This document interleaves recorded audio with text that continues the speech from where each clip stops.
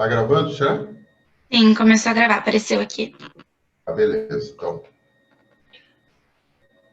ficou a tela inteira agora, né? Deu certo? Bárbara? Deu certo sim, a tela tá cheia. Deu, professor? Vamos lá. Vocês estão me vendo também, né? Tá bom. Teorias biológicas do envelhecimento. Então, a gente falou na aula passada, né, que dos 0 aos 60, eu envelheci. Mas o que está acontecendo no meu organismo, né, do ponto de vista biológico? O que acontece? Há muito tempo, as pessoas procuram não envelhecer, né? E o próprio Ponce de León, né, que é um navegador, ele foi buscar uma fonte da juventude que os viajantes que vinham para a América no início, em 1490, 1460, falavam que existia uma fonte que você bebia de uma água que você nunca envelhecia. O que aconteceu com o Ponce de Leão? O que aconteceu com o Ponce de Leão foi que ele acabou, ao desembarcar ali onde é a Flórida, nos Estados Unidos, perto de uma ilha ali, ele acabou encontrando a própria morte, que ele foi morto por uma flechada de índio. Então, na verdade, não existem fontes de juventude, né? Então, isso é uma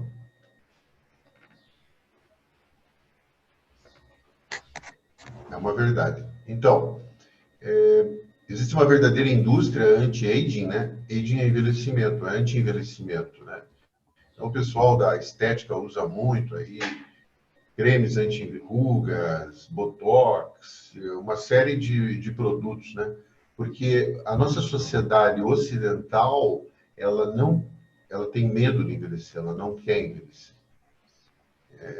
Na verdade, como eu mostrei a vocês, o processo de envelhecimento, ele é um processo natural.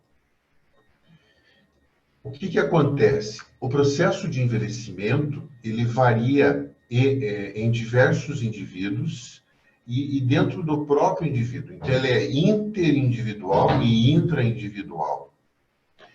A gente vai falar um pouco mais sobre isso. As modificações, o que acontece no envelhecimento?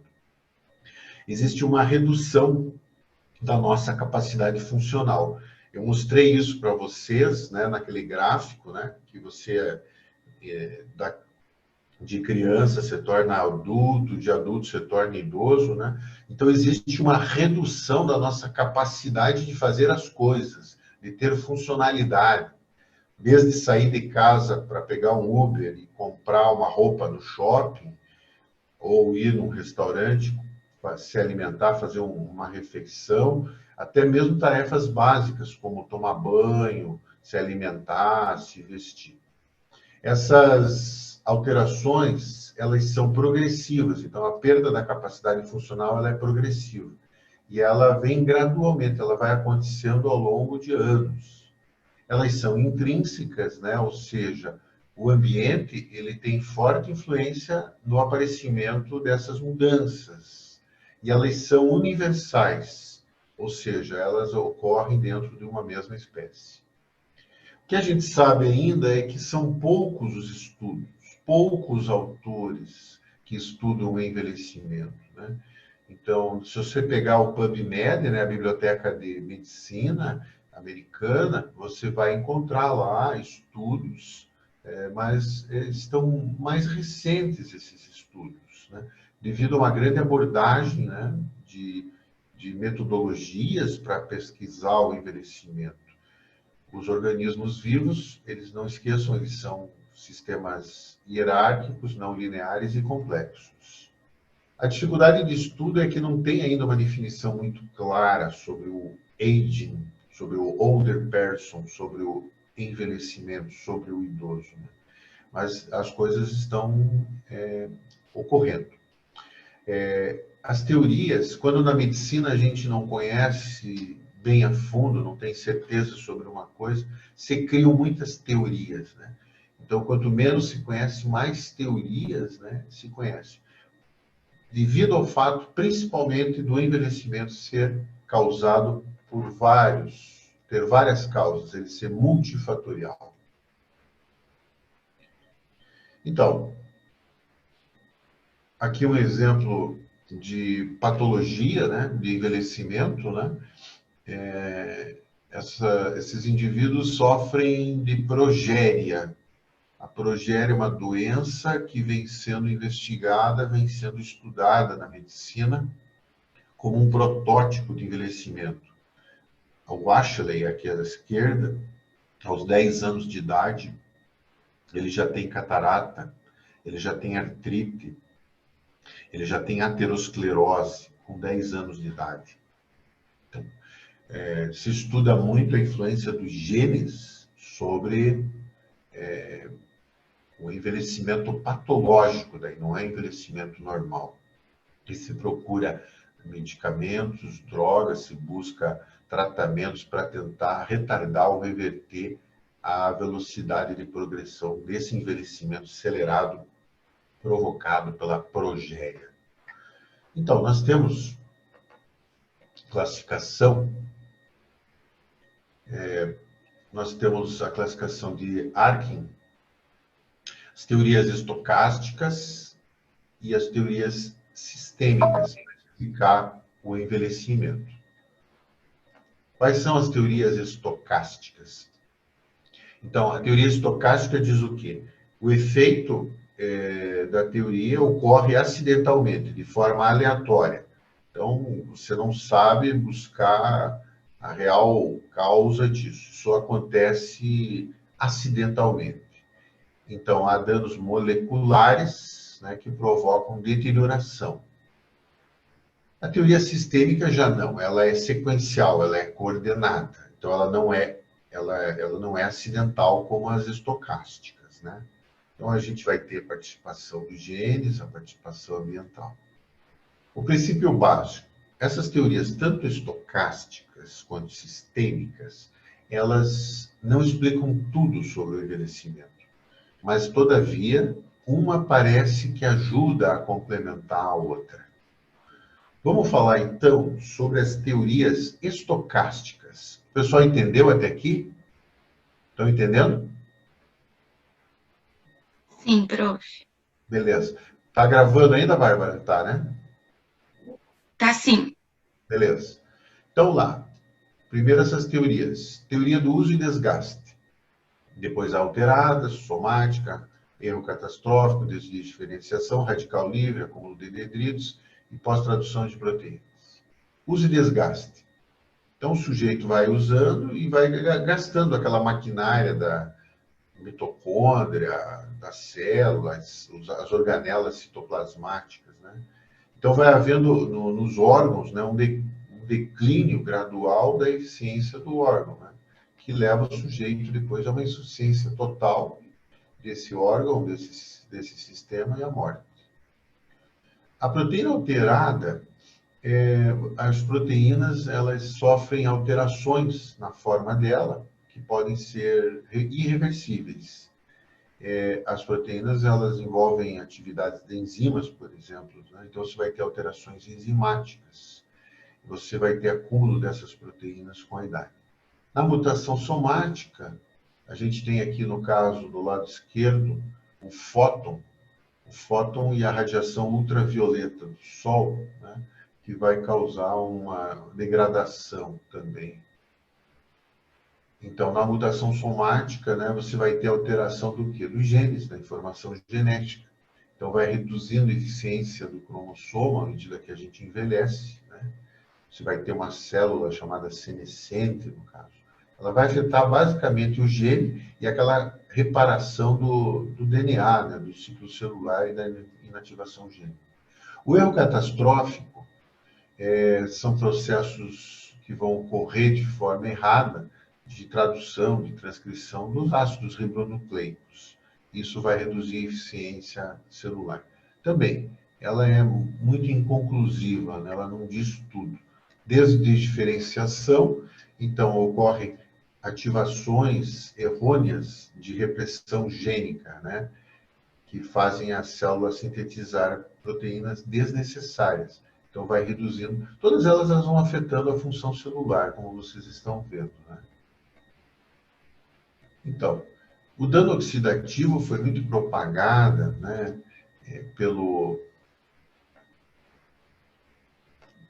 por vários autores que falavam que a gente deveria tomar vitamina C por ter propriedades antioxidantes, né?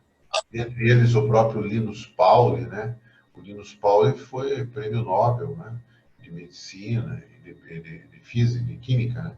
Então, não ficou nada provado, né? Então, danos intracelulares seriam produzidos pela formação de radical livre. Quando você tem ali a metabolização, a formação de energia a partir da oxidação da glicose, você tem formação de radicais livres, né? São moléculas, são partes de átomos, né, que vão causar dano às membranas fosfolipídicas celulares, né? Então, eles vão causar uma fosforilação oxidativa das células, né? E isso, essa produção incontrolada de radicais livres lesa as células, né? E eles observaram que, em alguns casos, o uso de vitamina E, de vitamina C, aumentava a longevidade, né, em ratos de laboratório. Mas é uma teoria ainda que ela tem uma série de falhas, uma série de erros, né? Não temos ainda comprovação científica dela, né? Tanto que foi abandonado. Tivemos aí uma epidemia, um uso excessivo de vitamina C, vitamina E, de vitamina A, né? Mas não houve assim um retardo no processo de envelhecimento normal de forma consistente. Então, aqui as vitaminas antioxidantes, né? E a teoria da lipofucsina é acúmulo de dendritos, né? Então, nós teríamos aí a lipofucsina, que é um pigmento castanho amarelado, né? Que se acumula, principalmente em célula cardíaca e neurônio, à medida que a gente envelhece. A gente encontra muita lipofucina. Esse acúmulo intracelular, né? Ele não consegue ser eliminado, ser destruído. Mas ainda essa teoria também tem falta de evidência. A pós-tradução de proteínas são mudanças, principalmente de colágeno, elastina. Colágeno e elastina está aqui na nossa pele, por exemplo, do rosto, do corpo todo, né? Então, você vai ter ali, nas células também, no próprio vaso sanguíneo, né? A elastina. Então, você vai reduzir a eficiência, né, desses vasos, dessas células da pele, por exemplo, trazendo repercussões morfológicas e fisiológicas. Não só ruga, né, mas também alterações, até depressão arterial, por exemplo, no caso dos vasos sanguíneos. Mudança pós-tradução em proteínas, né, é um subgrupo, nós temos ligações cruzadas de moléculas de DNA e desta com proteínas, né. Há uma reação chamada de glicosilação, é uma reação não enzimática de proteínas com a glicose. A glicação, glicosilação, é quando o açúcar, né, a glicose, ele vai colar, ele vai reagir com a proteína, né? Então, isso pode ocorrer no diabético, por exemplo, de forma acelerada, né, que vai estimular a aterosclerose das artérias, né? Então, você vai ter uma glicação ali de açúcar, uma colação desse açúcar com a parede interna da artéria, que vai acelerar o processo até de aterosclerose. Essas são as teorias estocásticas. Teorias sistêmicas. Então, nós temos, é uma aula compridinha, mas a gente já está terminando. Teorias sistêmicas são as teorias que explicam a taxa de vida, o dano mitocondrial, genética, apoptose, fagocitose, os telômeros, teorias neuroendócrinas e imunológicas.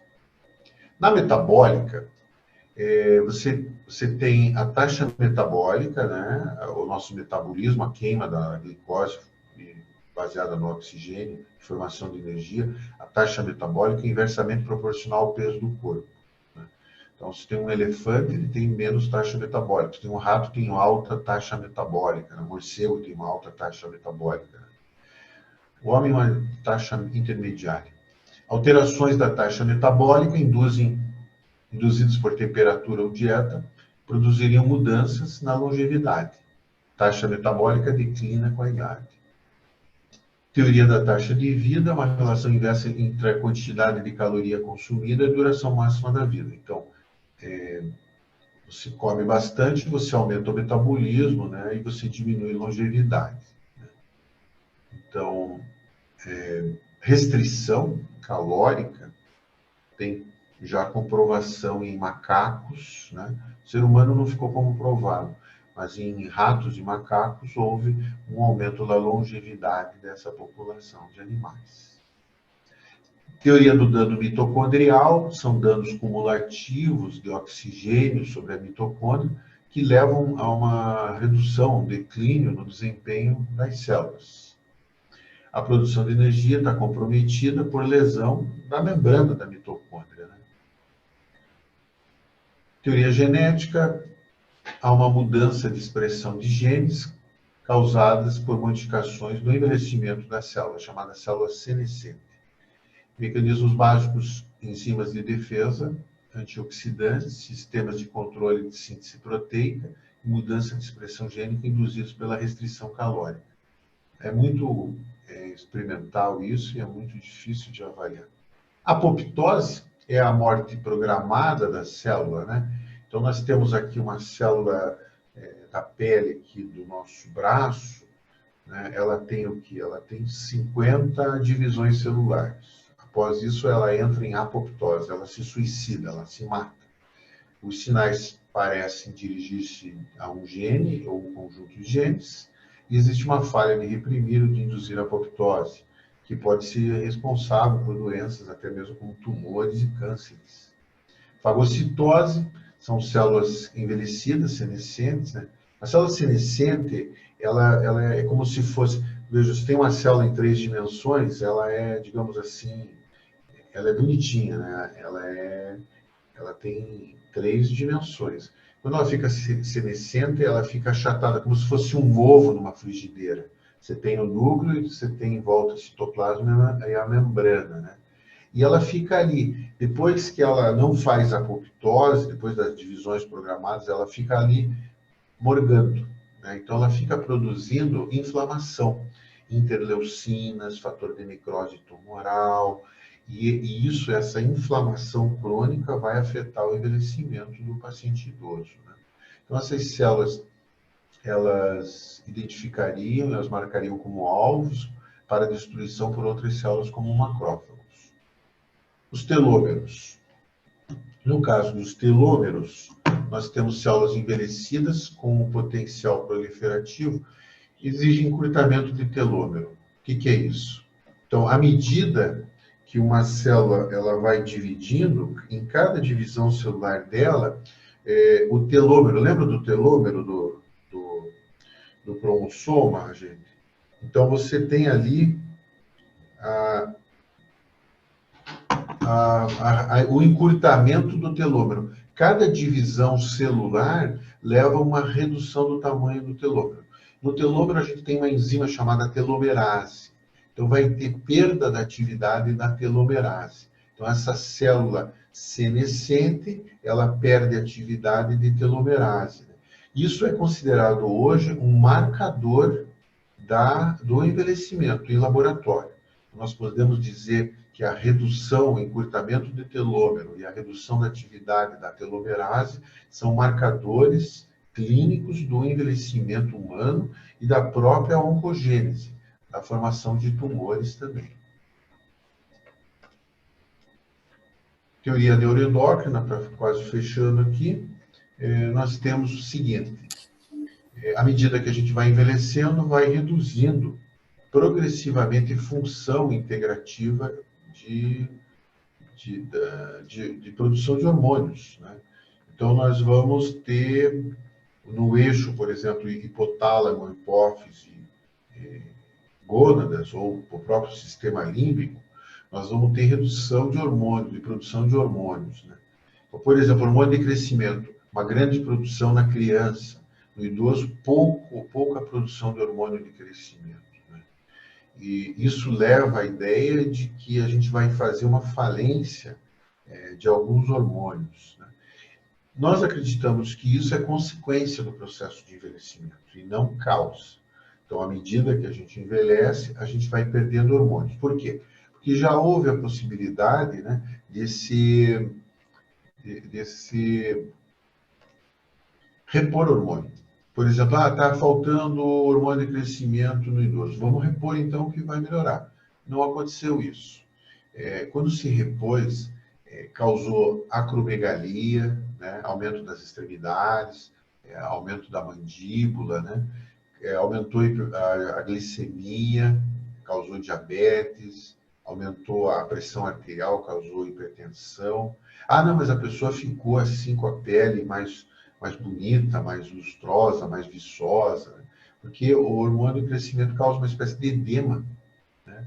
Então, ele causa esse edema embaixo da pele, né? Fazendo melhorar o aspecto. Mas é mais estético e não nada funcional. Muito pelo contrário. O timo também, ele reduz, nós temos um processo chamado de imunossenescência, né? O timo chega a desaparecer à medida que a gente vai ficando com mais idade, né? Chega a perder 95% da massa aos 80 anos, né?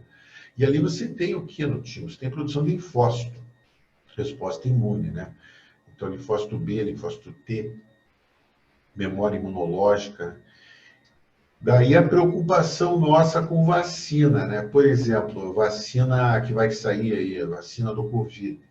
Será que idosos, ao receberem o antígeno, que é a vacina, vão ter capacidade de produzir anticorpos, sendo que eles têm uma função imunológica reduzida pela imunossenescência? Então, são indagações, né? Por isso, nós devemos ter grupos, né, de pesquisa se idosos vão receber proteção por essa vacina. E as teorias psicossociais, como a da continuidade, da atividade, da desinserção. Continuidade é que o envelhecimento é uma parte integrante do ciclo da vida, né? Então, o indivíduo idoso tem a possibilidade de manter hábitos de vida, mesmo em idades avançadas, né?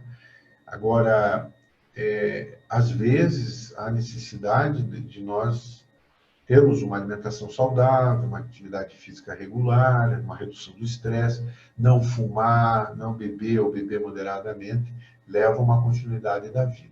A teoria da atividade é que o homem, na verdade, ele se aposenta quando morre, né? Então, a gente continua, mesmo em idades avançadas, tendo algum tipo de atividade, principalmente atividade social, né? E tendo novos papéis, descobrindo, mesmo após a aposentadoria, nós descobrimos novos papéis.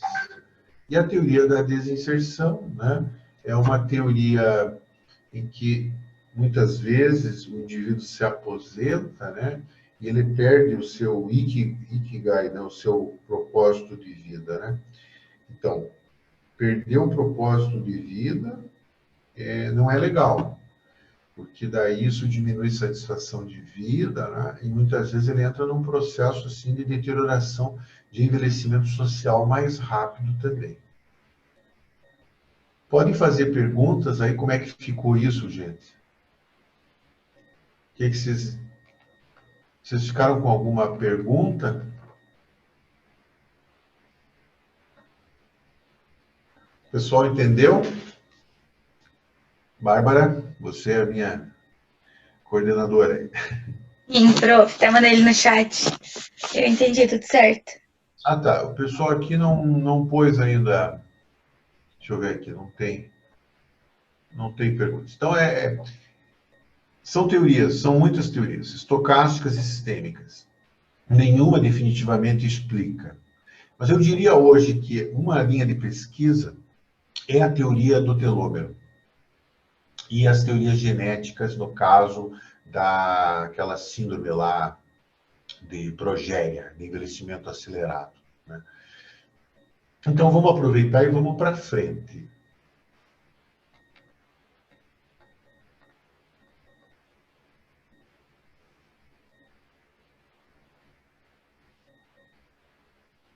Ficou a tela inteira, Bárbara? Ficou assim, professor. Então tá. Então vamos lá. Agora vamos deixar de lado essas teorias, que é meio sonolenta essa aula, e vamos falar sobre as alterações do que ocorre nos órgãos, nos sistemas, nos aparelhos do nosso corpo. No vascular. Então, à medida que a gente envelhece, a gente tem ali 3 túnicas, como vocês podem ver. Embaixo à esquerda, uma artéria normal, no meio, uma artéria com 20, 30 anos, né? E do lado direito, uma artéria com mais de 50 anos. Como que estão essas túnicas dessas artérias? Nós temos uma túnica íntima, uma túnica média, uma túnica por fora, adventícia. Na túnica íntima, alterações principalmente do endotélio. Endotélio, pessoal, é o tecido que reveste a artéria. É o maior órgão do corpo humano, é maior que a pele, inclusive, né? E ele regula uma série de atividades, inclusive atividades metabólicas, né? Produção de acetilcolina, produção de noradrenérgica também. Aumenta a espessura da membrana basal com o envelhecimento. Células musculares e macrófagos invadem essas túnicas íntimas e a matriz extracelular também. Na túnica média, né, nós temos com o processo de envelhecimento, a elastina é substituída por colágeno, né, então vai endurecendo a artéria, diminuindo a elasticidade do vaso, acúmulo intraextracelular de gordura e calcificação. E na adventícia, nós temos diminuição do tecido elástico, com uma deposição do tecido adiposo. No coração. No coração nós temos ali uma perda gradual daquelas fibras. São as chamadas fibras marca-passo, né? Então nós temos alterações como extrasístoles ou arritmias que vão acontecer com o envelhecimento.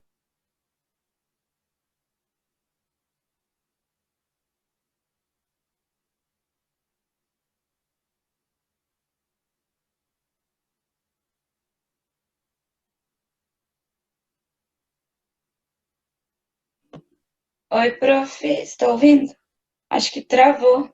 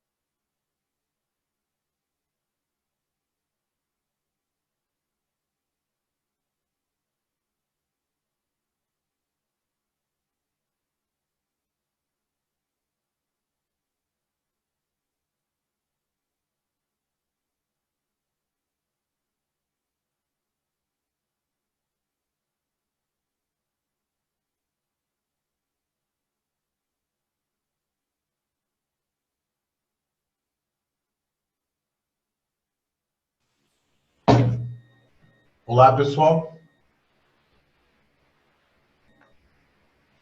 Bárbara? Oi, professor. Agora voltou. Será que caiu minha internet, gente? Eu acho que sim, que saiu da sala.